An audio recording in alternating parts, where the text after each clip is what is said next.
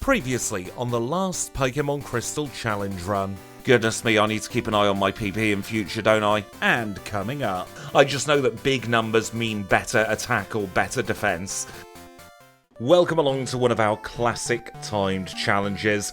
We're going back to the old formula for a few videos, and we're getting some backports out of the way that I have wanted to do for a very long time. We're starting here with the paradox forms of the legendary Pokemon from Generation 3. So we're going to be starting off here with Raging Bolts. We'll be doing Gouging Fire and Walking Wake as well. Now, Raging Bolt does have the honour of being our first Pokemon in this set of 3 that we're running, and I just did a little randomizer to pick which Pokemon went in which order. I thought that was the fairest, as opposed to me choosing the order of the Pokemon, and you never know, I might end up with an advantage by the time we play the third one. But we are level 5 with 27 HP. We're holding a berry with Twister and Leah, and then we've got 13 in attack, 15 in defense, 20 in special attack, 15 in special defense, and 14 in speed. So let's now get the graphics up, and we can get the challenge underway in just a moment. Before we start the challenge though, I'll remind you of the rules of this, because it has been a little while, hasn't it? We are going to be going for our classic challenge formula with this one. That means we'll be going through the level up and TM learn sets, as opposed to picking our moves at the very beginning of the challenge. It is against the clock, so this is a timed challenge. We will be tracking resets as well. So this is the classic formula that we all know and love, and we're going to be bringing it back not just for this video, but ongoing throughout the course of next year as well. We'll be seeing a few of these videos here and there. Not just in Pokemon Crystal, but in other places as well. So let's now get the challenge underway. You can see the timer has started. That will not stop counting now until we reach the end of the challenge. I say that, it does automatically pause whenever I remove my hands from the controller. That is one of the upgrades we've had. To try and make the timing a little bit more accurate, it does mean that I don't have to worry about pausing for thinking time. Now, I do think this Pokemon is going to do fairly well throughout the course of this challenge, and it's going to be one of our final backport videos for quite some time. I've got about 5 backports planned between now and the end of this year, the start of next year, depending on how quickly I'm able to produce the videos. But then they're being put to bed for quite some time. I've listened to feedback, and a lot of you seem to like the backports, but the majority of you who enjoy the backports more watch on the streams or on the VODs, so I've decided we'll keep backports as streaming little bonuses, and then throughout next year I want to make significant progress on our main series leaderboard. So we are going to be going back to the very first series that we ever did here on the channel, and we are going to try and cross off at least one Pokemon a month. It may or may not happen, it depends on where the mood takes us, but that is the plan. Because I do want to complete that entire leaderboard as far as we can do it anyway. Easy Rival won there, by the way, got through on our first attempt in a time of just under 1 minute and 45 seconds, I do believe. Now, I've messed up my movement here, and we've been punished with 2 encounters, but we should be able to one-shot both of these, so it isn't the worst thing in the world. Now, there is no level cap when we are doing our classic time challenges. Goodness me, we name the rival. All types of screaming there. I will resync the timer before we get to Falconer's Gym. Don't worry, that's just a couple of seconds that I owe myself there. And that's the kind of thing I'm trying to do as well throughout the course of these challenges. I'm trying to get the most accurate timing. So I am keeping a very close eye on that timer. And if I mess up and it's something that I have done as opposed to the Pokemon, then I will credit that time back to myself. Because ultimately, these time challenges are about how well the Pokemon does, not about how well the idiot pressing the buttons can do the inputs, really, isn't it? And we are already at our first gym together. I am a little bit worried about this gym, you know. We might need to do Sprout Tower. It all depends on how well or badly we do against Falconer himself.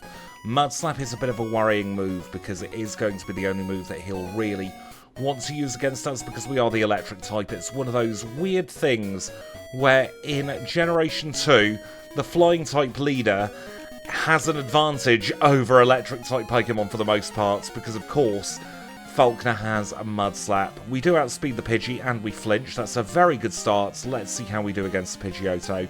Flinch turn 1, Mud Slap's hit on turn 2, but Twister has hit on turn number 3, and that gives us our first badge, the Zephyr badge, in a time of 4 minutes and 52 seconds for the Zephyr badge. That means we can now get out of here. Professor Elm's aid is giving us a call. Let us go into the Pokemon Center. We will grab the egg. We'll also deposit it quick, sharp, and in a hurry, because we are going to be catching our HM friends once more in this particular challenge. We are back to having the HM friends as usual, because this is one of our classic timed challenges. And now as we're making our way through Union Cave just before we catch our HM friends, I do just want to bring something up. In our time challenges, I'm not going to be trying to get the absolute best time with each Pokemon. I don't want to concern myself with that amount of pressure again, because that's something that can lead to a little bit of mental stress and a little bit of mental fatigue when I do these challenges. So I'm going to try and have a good run, obviously, with each Pokemon, but I'm not going to be getting down into the nitty-gritty of trying to micromanage the time quite as much as I have done in the past. Especially think back to the Zangoose challenge a couple of months ago. That one really took everything out of me. You could hear it by the end of that challenge. I was very, very, very stressed, and I don't particularly want to get back to that kind of place again. So I'm going to be doing it in a much more chilled way. There are plenty of other runners who are far better than me at Pokemon Crystal who will be able to get phenomenal times that I could never, ever dream of. So I'm going to be doing it in my own way. I always enjoy doing things in my own way anyway. We have now caught our first HM friend as well. This is, of course, Kenya. Kenya will be helping us out with Fly throughout the course of this challenge. And with Kenya caught, we will now resume the timer, and we will take on Hiker Anthony. I didn't want to take on Hiker Anthony, but Anthony got us stared down there. I didn't mean to use Leah there either, goodness me. I'm a little bit rusty when it comes to the old time challenges, not gonna lie. I've been doing far too many Supermon challenges and 4-move challenges, but now we will pause the timer once more now that we are in the forest, because we've got 2 more HM friends to catch here. The first, of course, is going to be Psyduck. Psyduck will be helping us out with Surf, Strength, Whirlpool, and Waterfall. And then our final HM friend for now is going to be Paris. Paris has the job of Dig, Rock Smash, and Cuts for us, and maybe Sweet Scent if we need it, but I doubt we will need it in this particular challenge. And now that we have the HM friends caught, we can of course have a little chat with Kurt, and we will do the rocket section. It's actually a couple of days later. I ended up having quite a nasty Crohn's flare-up. Pretty much as soon as I started recording the video, I was in immense pain. I hope it didn't come through in the voiceover, but I'm feeling a little bit better today. Seems to have been one of those flash-in-the-pan flare-ups. I'm still feeling a few of the after effects. One of the things for me is it does affect my voice because of excessive production of certain liquids in my body. I'm not going to go any further than that, though. I don't want to gross you all out, but hopefully I will be able to get through to the end of this challenge fairly easily. Not surprised having a Crohn's flare-up, though. It quite often happens after I've had a little virus in my system for a while. It's just par for the course, really. And it's one of those things that doesn't get me down anymore. It used to. But after 30-odd years of dealing with this on and off, I'm used to it.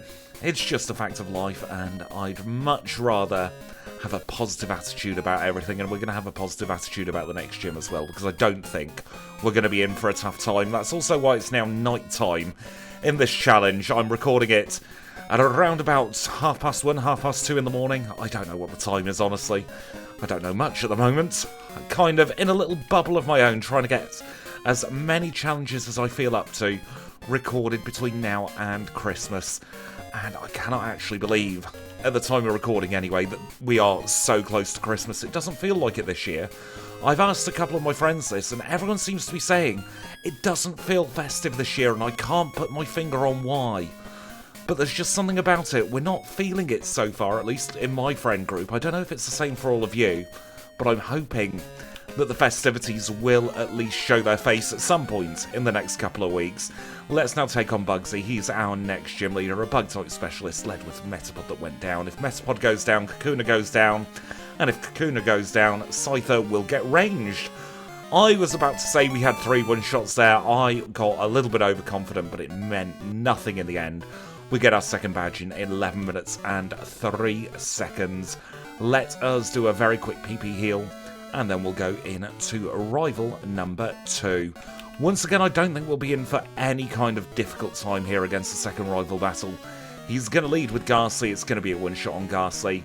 We'll grow up to level 18 as the Bayleaf comes out. We're going to use Twist to hope for a couple of flinches. Growl's fine. We are only a special attacker, and then we can swap to Shockwave again to defeat the Bayleaf. Not the Bayleaf, the Zubat, goodness me. Anyway, we're through the rival. So we've got ourselves cut from the Charcoal Maker, and we are going to get Headbutt from the green-haired man staring at the tree.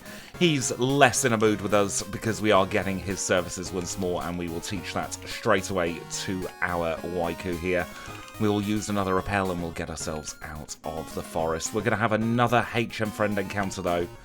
Just as soon as we leave this forest, we are going to complete the set of HM Friends by getting ourselves Abra. Now, I did accidentally walk in the grass there, so I'm going to talk to this sign, and I've programmed it so that these signs reset the encounters for our HM Friend routes, so that you can then guarantee an encounter regardless of whether you've messed up your movement inside the route or not by walking in the grass, because that's something that is a little bit strange about Generation 2. The encounters still get generated when you're wearing a Repel. The only thing is it doesn't go into the battle, it just says, yep, there was a Pokémon, but you're not bothered about it, so we're not bothered about it, so we're not going to show you the Pokémon. I'm assuming that's got something to do with the level requirement for the Repel, but I could be entirely wrong there. I've not really looked too much into the code of Repels, not really needed to, because there's not much we can do in a challenge run version to alter the way Repels work, really. They are just what they are, and we appreciate them because it makes the challenges a heck of a lot quicker. We will get the bicycle now, and we're going to do our old goldenrod routing. Goodness me, I need to learn to speak in these challenges, don't I? We're going to do our old goldenrod routing by going up north first, having a little chat with Floria and getting Dig, and then we'll figure out what we want to do in the second part of Goldenrod. So we've grabbed Dig, and now we can have a little chat with Floria here. She is going to return all the way back to Goldenrod City. We will teach Dig to our Paris, and then we shall use Teleport on our Abra, get ourselves back to Goldenrod, and then I think, just for a little bit of safety, we will do the Underground now, because there's an easy Slowpoke trainer here for starters. And I'm actually a little bit intrigued to see how much we can do against the Magnemite line when we've only got moves that are resisted by the Magnemite, because that'll give me a good idea of what we should do moving forwards in this challenge. So let's take him on. This is, of course, Super Nerd Tiru. Really good trainer, actually, for trying to figure out what you should be doing or what you shouldn't be doing in a challenge. And at the moment, it's looking like we've actually got pretty good special attack. I know we have the numbers on screen in battle, but even after 3 and a bit years of doing this, I don't really understand the numbers too much. I just know that big numbers mean better attack or better defense. That's about the limit of my knowledge when it comes to things like that. Let us now dig out of here, though, and we'll go into the gym. And now, after one-shotting Lascarry's Snubble there, we can take on Whitney as our third gym leader together today. She is a normal-type specialist, leads with Clefairy. Clefairy slaps us twice and 3 times simultaneously, and we are on to the Miltank. The Miltank outspeeds, which is a little bit annoying, but we can two-shot. That is how good our special attack is already. We are able to get through Whitney first attempt, and we get the plain badge in 16 minutes and 37 seconds. For being quite rusty at the old-time challenges, I'm really happy with how fast we're going so far. We could be going a little bit quicker, but you got to remember, it's been quite some time since we've done one of these challenges together. Let us do a very quick heal here in Goldenrod, because we are going to be completely bypassing Ecruteak. We're going to be going out of it, and we are going to be going straight towards Olivine next. Now, this routing we're doing is something that Snowy and I have passed back and forth with each other for quite a while now. It's a variation of what we used to call Quick Ecruteak, where ostensibly we bypass Ecruteak's Pokemon Center entirely because there is a long cutscene. Now, it does on first glance seem like this is a longer routing, but with the way we make some optimizations, this routing actually ends up slightly quicker than popping into Ecruteak Pokemon Center and then doing everything in the intended order, should we say, for the challenge, because we're actually not going to be doing the Kimono Girls until after we have defeated the rival and Morty, and then we're going to be heading towards the Hidden Powerhouse as well, so we'll be going all the way up to the Lake of Rage really early on actually for the challenge. There are very few Pokemon who benefit from going to Hidden Power before we have defeated Morty, so this is kind of the standard routing now for most challenge runs. Of course there are always going to be exceptions, but for the lion's share this is what we're doing. So the first thing we're going to do is grab strength. We'll need that so that we can move boulders in Chuck's gym. And we're also going to have a very quick pit stop here in the Pokemon Center so we can replenish our power points to start climbing the lighthouse. And now as we're climbing the lighthouse, I want to mention why I'm doing backports now, and then I'm stopping them for at least the foreseeable future in the new year, and that is because I want to get de-rusted with the challenges. And the best way to get de-rusted is by playing on a leaderboard that isn't really as meaningful as the others.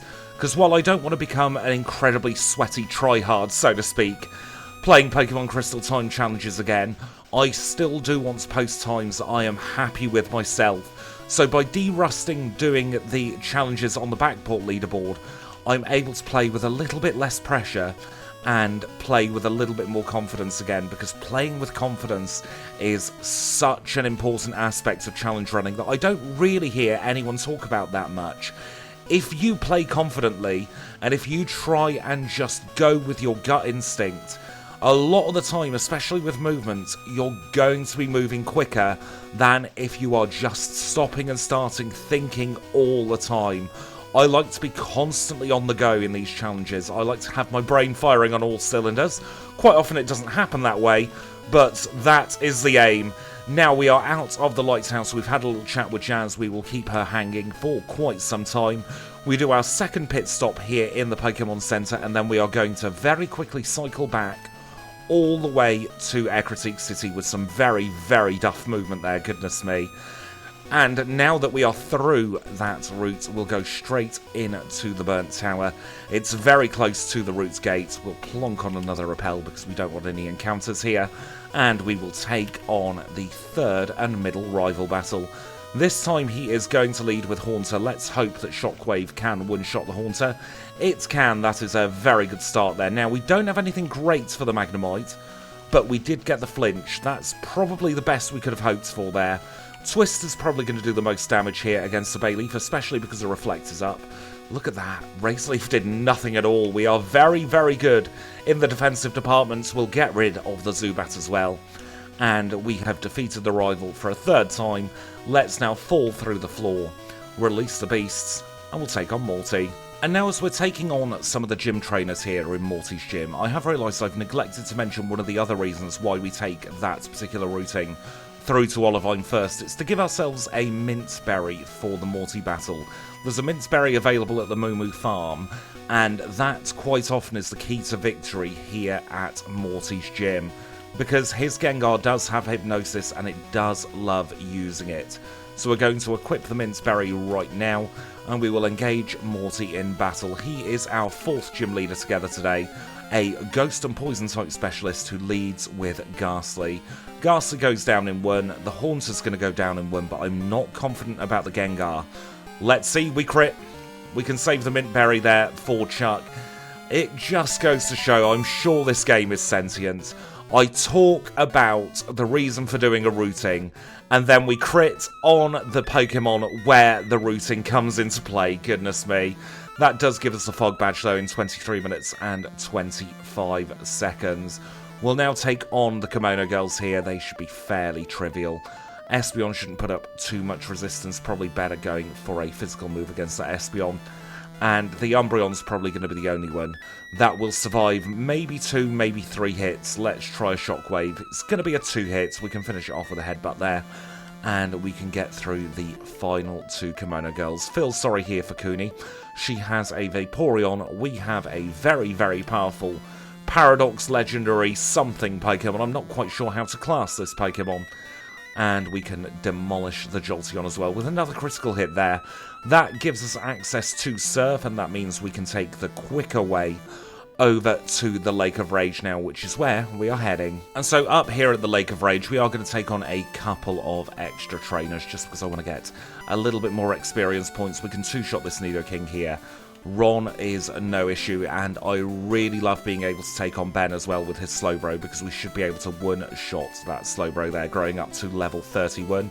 We'll say no to Stomp. We do have Headbutt. Headbutt is just as good as Stomp for our purposes. And I also see no reason not to defeat the Gyarados now either. We should be able to comfortably one-shot it, and we obtain the red scale, and we can chat with Lance now. And that means after we've grabbed Hidden Power, we are not going to have to return to the lake whatsoever. We are completely done with anything to do with the Lake of Rage once we've got both the Rare Candy and the Hidden Power here. So that does save us a little bit of time later on in the challenge as well, because we don't have to focus on coming back here to do the storyline stuff, because we've already done it.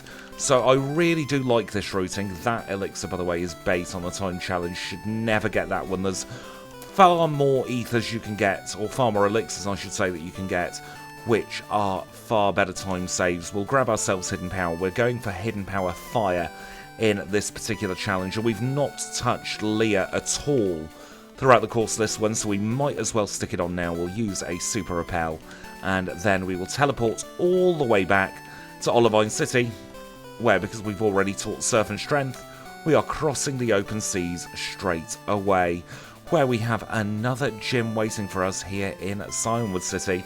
Before we take it on, though, we are going to do another quick pit stop in a Pokémon Center, and we will chat with the man in the dodgy shop so that Jasmine can get her deal for the day. And with the bits picked up for this challenge, we will not fall through the floor there and break our legs. We'll go up the lighthouse and we'll have a little chat with Jasmine. Picked up a couple of rare candies, picked up a PP up, and I also picked up the charcoal in preparation for the next battle.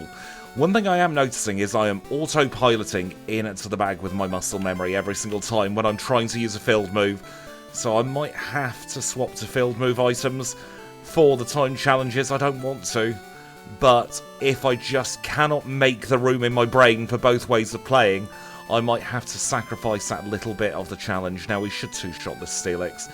Irontail does nothing and she's healing looping, so even though it was a slightly longer battle than if we took her on later, doing it now is going to save time in the long run, because we can go straight to Mahogany next. Time, by the way, of 31:13 for the Mineral Badge. Let's go into Mahogany, I'll defeat the Rockets, and we'll catch up afterwards. Well, that's Mahogany Town saved for another challenge. We can get ourselves in to our 7th gym together. This is Price's Ice-type gym, and we have the type disadvantage to Price. It's lucky that we've got both an electric and a fire-type move on the learn set, because we're going to have something super effective against all of Price's Pokemon. Price is a bit of a dual water and ice type specialist. He's going to, of course, lead with Seal. Shockwave should one-shot the Seal. It'll probably one-shot the Dugong as well, but he's sending out his Piloswine second. We'll use Hidden Power against it, and then we will one-shot the Dugong as well. Very, very nice Price battle there. Time of 36 minutes and 10 seconds for the badge. And now, something I've not mentioned for a few videos is we have a new timing system for these challenges. It's exactly the same on the surface, but I have a timer that is now linked to my controller. Now, that does come with a little bit of a downside. Very occasionally, you'll see the timer on screen have a little bit of latency and a little bit of stuttering. That's just with the way that OBS interprets the HTML page.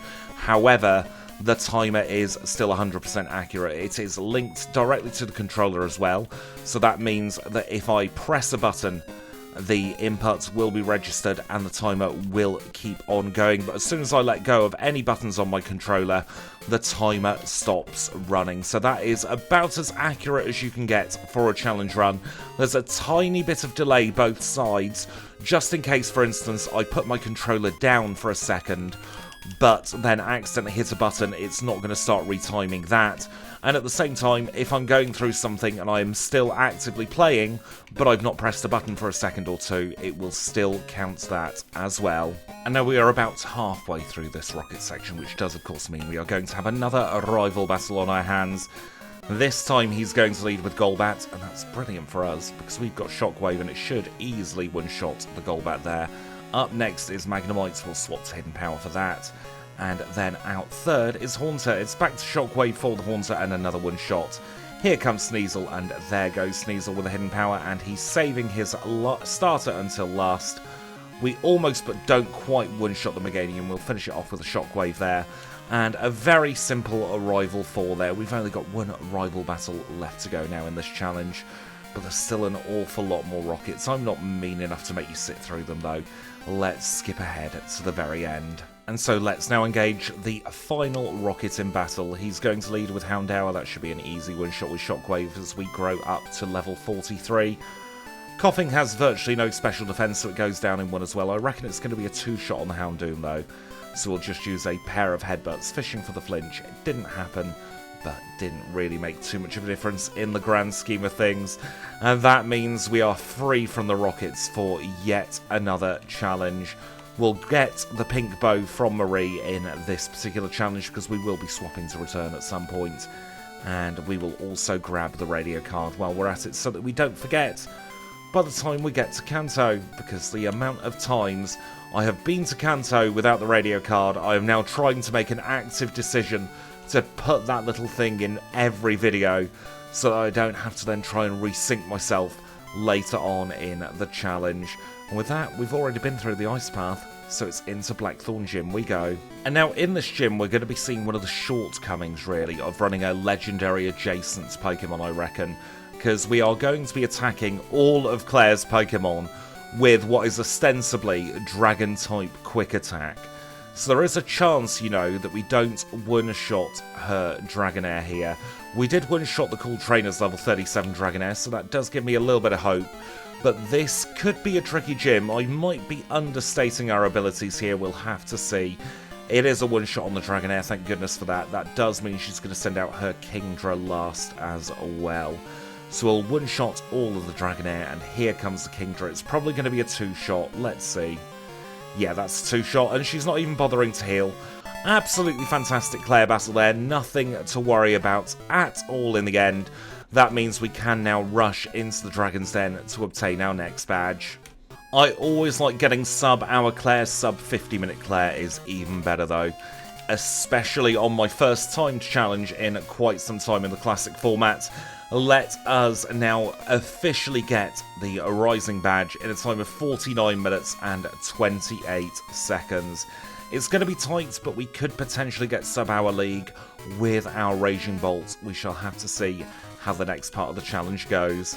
And now that we have 8 badges, we are well on our way towards the Pokemon League, doing a little bit of extra training here before going into the League proper, just so that we can ensure that we get Calm Mind for our final battle in the Elites 4 and Champion section, because I have a feeling we're going to need Calm Mind to get through Lance fairly easily.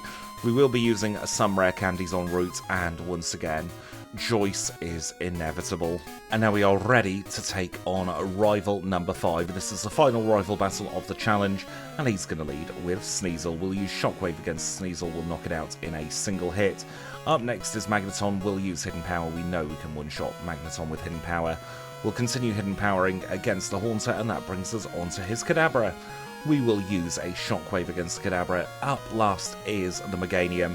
Once again, we've ranged it, but we haven't ended up paralysed or poisoned, and we can finish off with a Golbat using Shockwave.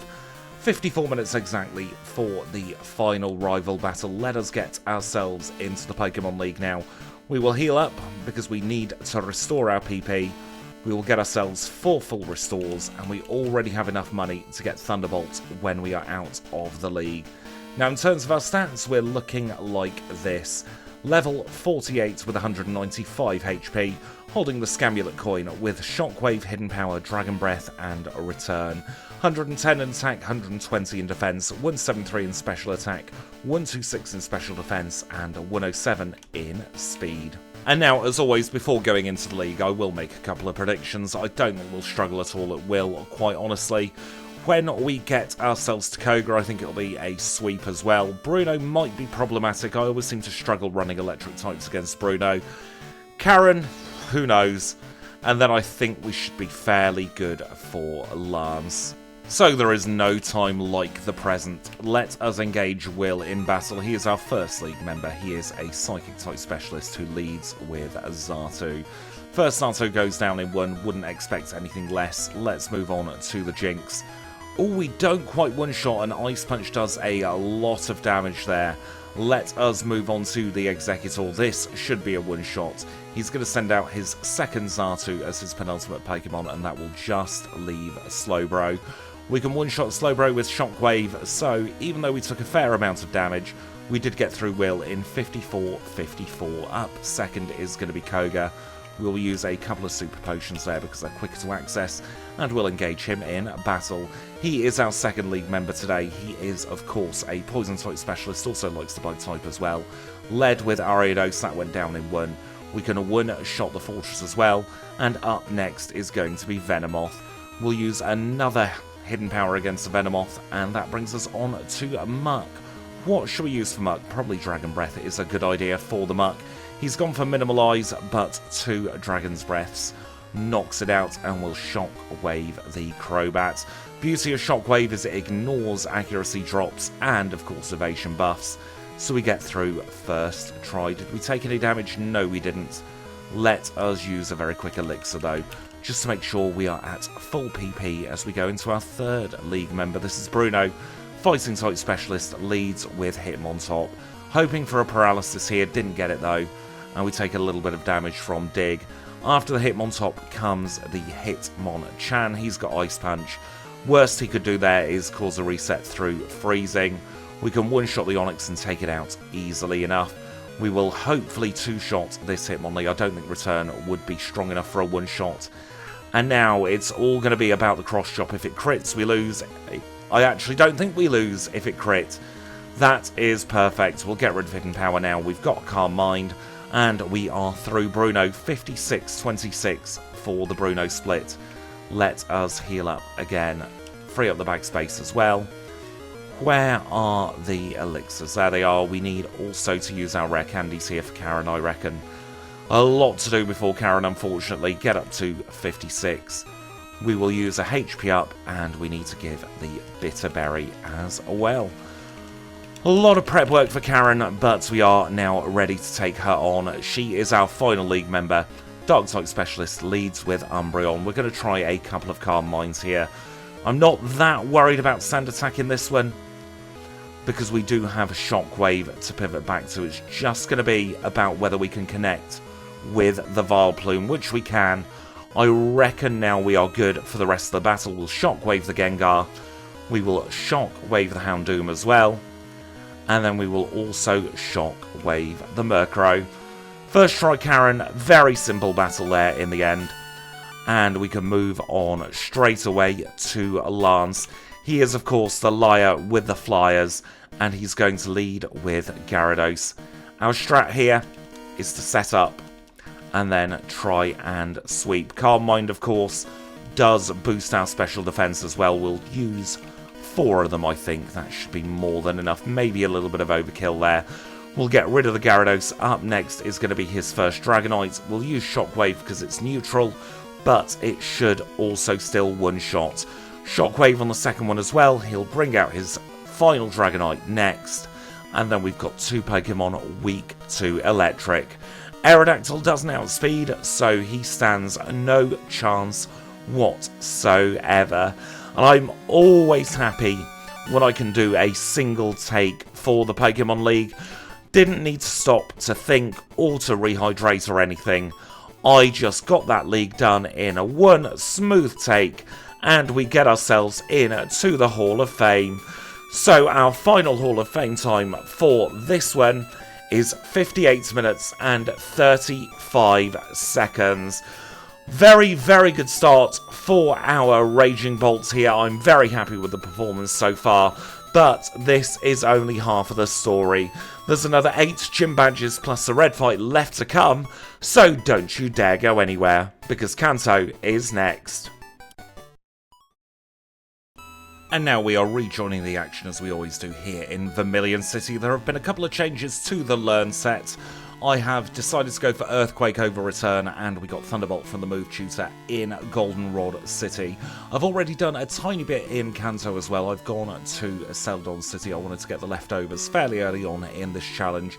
And I also wanted to get some carbos so that we could get up to tippy top speed. But with that, we are ready to take on the Cantonian section of this challenge. And the first thing we'll do here is grab a rare candy from the chairman of the Pokemon fan club. And with that safely tucked in our bag for another challenge, we are going to go into our first Cantonian gym together. Earthquake is on the learn set for a reason. I reckon that is going to make this gym very trivial. And I think as well, Earthquake is going to be our best move for Blue's Rhydon. Got a little way to go until we get to Blue though. We've got to think about a further 6 gym leaders in between Surge and Blue. And I do think Earthquake is going to be absolutely the ticket for this battle. Keeping a very close eye on our speed, by the way, throughout the course of this Cantonian section. 171 is the number we need to be able to outspeed Red's Pikachu. So I'm definitely going to be trying to aim for that by the end of the challenge. We do get our first Cantonian badge though in 102.30, and now we can move on to Celadon. Erica's gym trainers were trivial, so we will now take her on. She is our second Cantonian leader. A grass type specialist leads with Tangela. Tangela will go down in one hit, and we're going to be able to one-shot the Jumpluff as well. I think the only Pokemon that stands even the faintest chance of surviving a Dragon Breath is going to be this Blossom. Let's see, does it survive? It does. It gets paralysed. Sunny Day's meaningless, and she is healing looping. Unfortunately, we had a bit of 4-move syndrome with this Pokemon. There wasn't really too much we could have done there for the Blossom. I don't think Return would have one-shot either. But that does give us Erica's badge, and we can move straight away down to Fuchsia City now for Janine. I like taking Cycling Road for the Kanto section here. Also gives us another Max Elixir, and ostensibly what I do is I trade off the mandatory Route 9 encounter and get this encounter instead with Birdkeeper Bob. He's got a Noctowl though, a very simple battle, and we can make our way in to our next gym. This is Janine's Poison type gym, and she is going to be very easy of course. Lowest level of all the Cantonian gym leaders, and there's not much she can do. I do feel for poor old Janine. I think it would have been nice actually if the storyline popped you out here in Fuchsia City and made a big deal of Janine being a new gym leader who's looking for a strong trainer to take on. But they didn't do that with the storyline. We do get the Soul Badge though in 105.05. Exactly a minute between Erica and Janine there. That's kind of a long split for me, I've got to be honest. I like getting about 57, 58. But that really is splitting hairs. So we have been to the power plant and back, and we will get on with that storyline in just a moment. Before we get on with it though, we have another gym leader to take on. This is Sabrina. She is Saffron's gym leader, and she leads with Espeon. Are we going to be able to one-shot? Not quite on the Espeon, but Sand Attack has failed there. Let's move on to Mr. Mime. I meant to go for Thunderbolt there, but that's absolutely fine. We'll Thunderbolt the Alakazam though, make sure we knock that out in one shot. And that was a nice and simple Sabrina battle there. Time of 107.16 for the badge. Now, one thing that is a lot more accurate with the new timer is the time for the badges, because it tracks exactly when that... Ooh, should not have dipped into the Pokemon Center there. It tracks exactly the second that the badge updates in RAM, so that is when the game officially gives you the badge. And now I'm going to be using Nugget Bridge and this section of the challenge as our analogue for the old Kanto chats. And I want to talk about reflecting over the last calendar year, really, because we are at the very end of 2025 at the time of recording, and it's been a bit of a mixed bag for me, quite honestly. There have been some very, very good parts, but there have been some very big struggles as well, both physically and mentally, throughout the course of this year. I'm very proud with the things I've done behind the scenes for the channel to make recording content an awful lot easier. I'm also incredibly happy with my new workflow when it comes to creating content. But there was a big chunk in the middle of the year where I really did struggle physically to be able to record videos. I wasn't too happy about that. But that is why a lot of the changes have come in. That's why I'm doing the live voiceovers as well, partly because I really love semi as live content, and partly because it does help out with the mental and physical energy that goes into doing these challenge runs. It's kind of a trade-off that I was happy to do, because I always have preferred listening to live voiceovers when it comes to gameplay over pre-recorded after the fact voiceovers. I think it gives you more of a feeling of how the player is feeling as well as how the Pokemon is doing. But that brings me on to something much more important. How was your 2025? I really hope it was a positive year for you, but I know for a lot of people it has been a bit of a struggle. It's not just me that's been on the old struggle bus this year. It's definitely been a mentally challenging year for an awful lot of people. I just hope that for everybody 2026 brings nothing but health and happiness. Whatever it is you want to have happen in 2026, do be aware that I will absolutely be rooting for each and every one of you out there. And now let us take on Brock. He is our next gym leader, a rock-type specialist, leads with Graveler. We've got Earthquake. It will one-shot the Graveler. It should one-shot the Rhyhorn as well. The only Pokemon I'm not 100% certain about is the Onix. It is a one-shot, nothing to worry about at all there.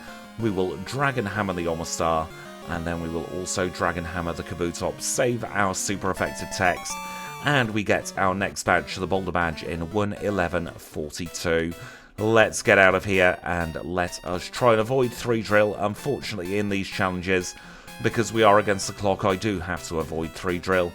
And we can make our way over to the Seafoam Islands, where our next gym leader is going to be waiting for us. Let us, while we are in the bag, use one of our max elixirs. We'll also fly to the Pokemon Center, and we do need to stick on a repel here as well.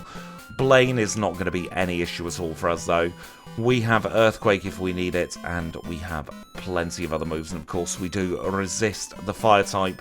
Now we do need to have a little chat with Blue to make sure that he gets to his gym, ready for us to take him on after Blaine. And I can't believe we've only got 2 gyms left already. This Kanto section has absolutely flown.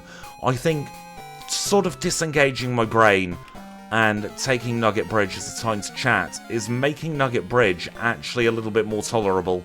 We'll one-shot this Magcargo, we'll one-shot the Bumhead Fireduck as well, and then we shall hopefully one-shot the Rapidash. We grow up to a level 63, but our speed is still only 164. That does not bode too well for the red fight. We do have one more fight to do in between though, and that is Blue. He is our final gym leader of the challenge. He is, of course, a mixed type specialist who leads with Pidgeot. We are going to go straight for a Thunderbolt on this Pidgeot. We'll get rid of it in 1. And up next is going to be Rhydon. Rhydon doesn't have very good special defense, so we can a one-shot with Dragon Hammer. Alakazam's next. Dragon Hammer will one-shot as well. And here comes Gyarados. We've got a quad super effective Thunderbolts for the Gyarados, and that brings us on to Exeggutor. Now we don't have Hidden Power, but we should be able to at least 2-shot. No, we've one-shot the Exeggutor, and for the Arcanine I reckon Thunderbolt is going to be our best bet, maybe. Not quite a one-shot, but he is now in Healing Loop territory. Oh, it was arranged that entire time. That does give us Blue's badge, the Earth badge, in 1:13:55. How close are we to a next level? That's brilliant. We don't need to do an extra battle. We will go straight to Professor Oak. We will now unlock Silver Cave, and we're almost ready for Red. And now, having successfully navigated our way through Silver Cave in the dark, we find ourselves in front of Red. We do have 3 rare candies that we've picked up, so we will use those. We'll also use a full restore and a max elixir, make sure that we are at prime condition for taking on Red. So we will now take him on. He is our final trainer of the challenge. He leads with Pikachu. We're going to risk a Calm Mind or 2 against this Pikachu. Charm isn't great, but if he's going for Quick Attack, that's perfectly acceptable by me because it means we're not going to get paralysed.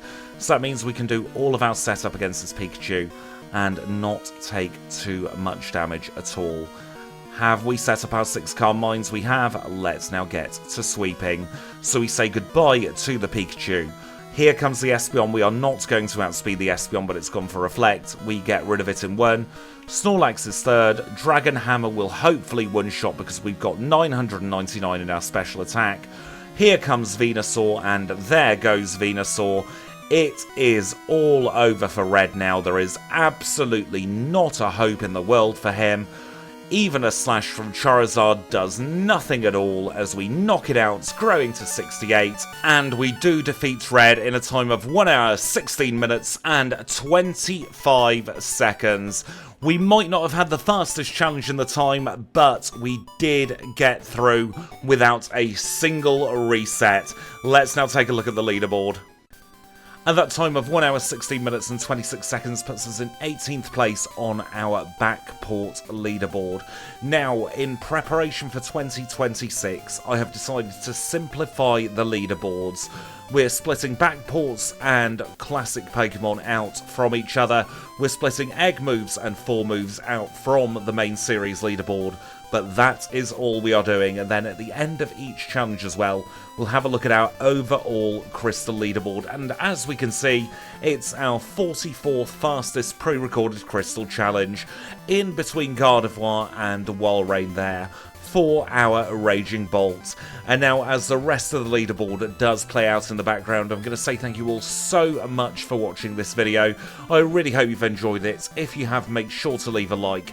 If you've got any feedback about this challenge, leave it in the comments down below. If you want to play this challenge yourself, you can go to trainersquidgy.com and download the patch. If you want to see more challenges just like this, then click the subscribe button. But until next time, when we're going to run another one of these weirdo Paradox Pokemon through Pokemon Crystal, I will say thank you all so much for watching, and I'll catch you all very, very soon.